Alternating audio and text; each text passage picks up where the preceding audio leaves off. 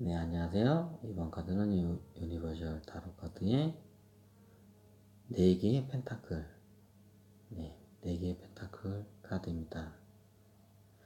자, 이미지를 잘 봐주세요. 자, 자세히 보면 한 남자가 왕관을 쓰고 정면을 주시하며 한 손에는 펜타클을 꽉 쥐고 있고요. 그리고 2개의 펜타클은 자기 발에 꽉 이렇게 누르고 있고요. 그리고 1개의 펜타클은 머리 위에 있습니다. 자, 이 남자의 옷차림으로 봐서 신분이 어떻게 되어 보이나요? 좀 왕이라고 하기에는 뭔가 좀 모자란, 좀 아닌 것 같으면서도 왕관을 썼잖아요. 아마 제 추측으로는 영주가 아닐까 하고 지금 판단이 되고 있습니다. 그리고 뒤에 있는 거는 자기의 영지 도시인 걸로 보이고요. 그리고 이 남자는 무채색의 의자에 앉아 있습니다. 무채색은 그 남자의 어떻게 보면 무의식 상태를 감정적으로 비춰줍니다. 2가지 양면성 있죠. 냉철함과 냉혈함. 좀 차가운 면이 있다는 것을 알 수가 있습니다. 그리고 이 남자는 성격이 굉장히 꼼꼼합니다. 그리고 한번 손에 쥐인 거는 절대로 놓지를 않고요. 그리고 정면을 주시하며 뭔가를 계속 관찰하고 있는 듯 보입니다. 혹시 지금 우리들을 관찰하는 것 같지 않나요?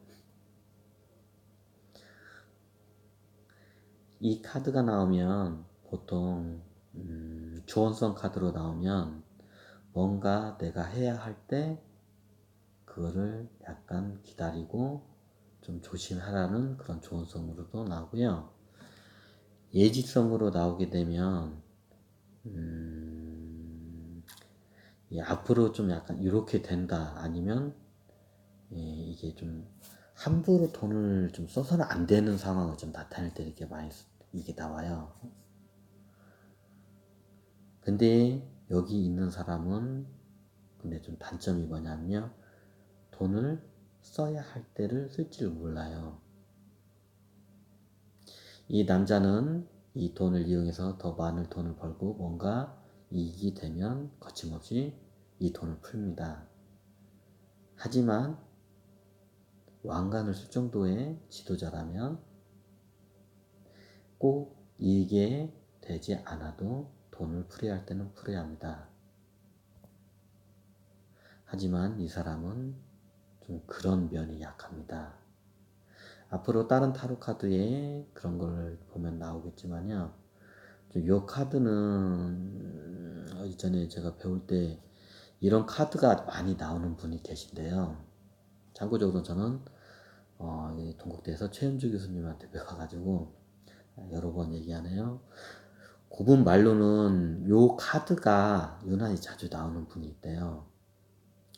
근데 이 카드가 유난히 자주 나오는 사람의 특징이 뭐냐면요, 굉장히 꼼꼼하고 섬세하대요. 그런데 이 사람들이, 이 카드가 잘 나온 사람의 특징이 뭐냐면 이 사람이 돈 버는 이런 관찰하는 눈은 굉장히 뛰어난데요, 돈을 쓸 줄 모른대요. 이게 뭐라고 하나, 예전에 이게 스크루지 영감하고 좀 약간 매칭이 안 되는데, 이게 좀 너무 자기 중심적이래요, 이런 사람들은. 이런 사람들하고 거래할 때는, 이 카드가 잘 나온 사람들 거래할 때는 조심해야 한대요.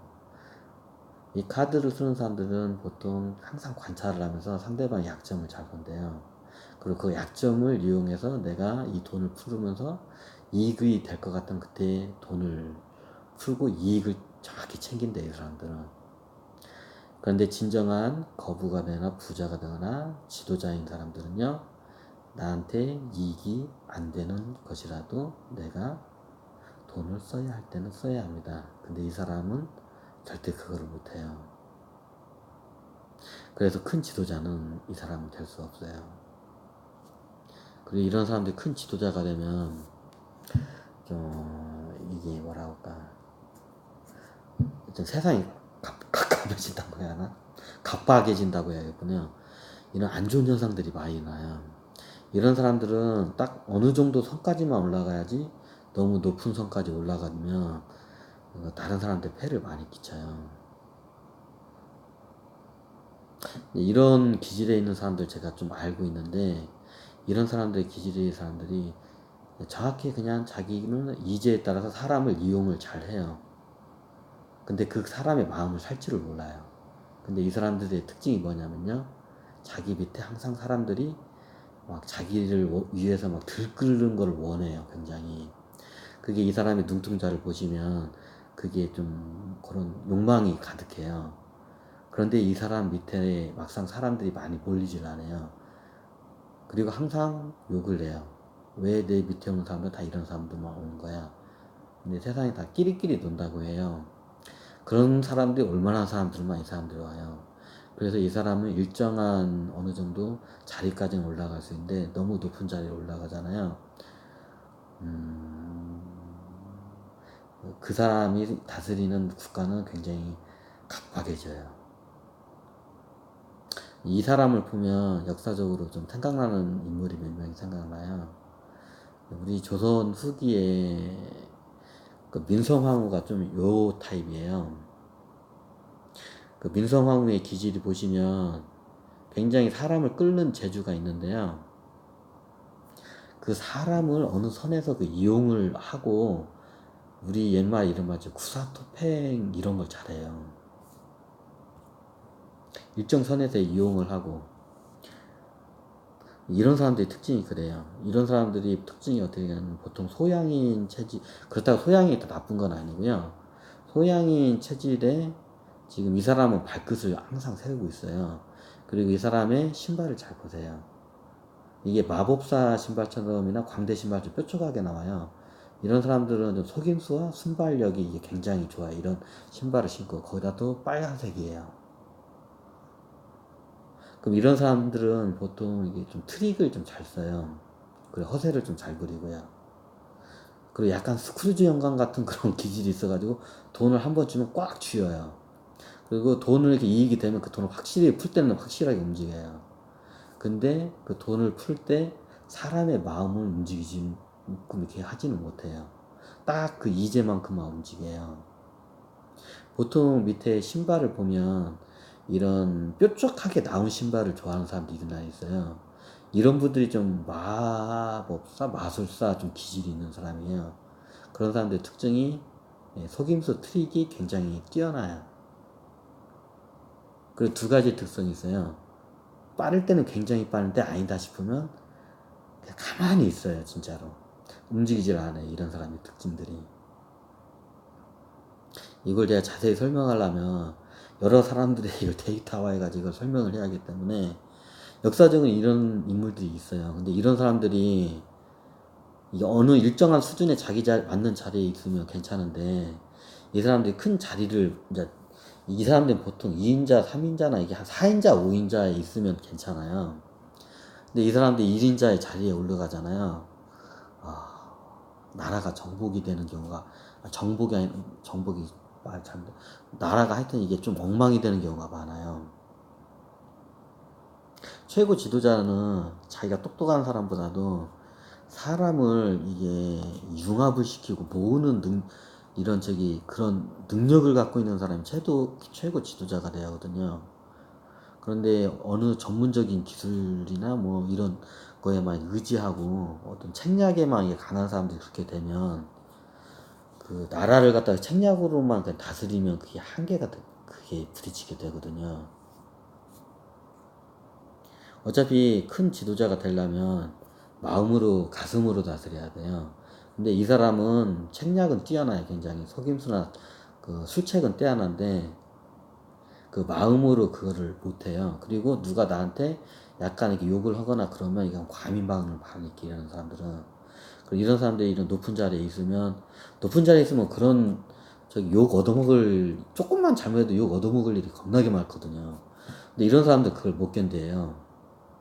그럼 꼭 그걸 어떤 형식인지 마음에 담았다가 복수를 해요. 소심하게. 그래서 이런 사람들이 높은 자리에 올라가면 굉장히 위험한 현상이 일어나요. 지금 뒤에 보시면 이 사람이 가지는 영지는 굉장히 잘 돌아가요. 왜냐면 이 사람의 그 지금 그 능력이 딱 이 성이 영주까지예요. 근데 영주에서 더 이제 위로 올라가려고 하면 이제 이 사람은 문제가 돼요. 이렇게 말하면 내가 일정한 사람에 대해서 약간 좀 폄하하거나 차별이라고 할 수 있는데, 저는 사람을 많이 분석하면서 그 기질에 따라서 좀 이거를 봐야 한다고 생각하거든요. 그 역사적으로 그 자리에 앉아서 안 되는 사람들이 많이 앉아가지고 이게 진짜 그 중요한 순간에, 차라리 이게 태평 성대에는 누가 앉아도 괜찮아요. 어차피 누가 앉아도 그냥 잘 굴러가니까 가만히 있어도. 근데 세상이 위급한 시기에는 그때 이게 자리에 앉아서는 안 될 사람들이 앉으면 이게 굉장히 안 좋은 현상들이 많이 나거든요. 일단 이 카드에서 너무 길게 얘기했네요. 이 카드에 대해서는 이제 이렇게 지금 제가 마무리 짓겠습니다. 네, 감사합니다.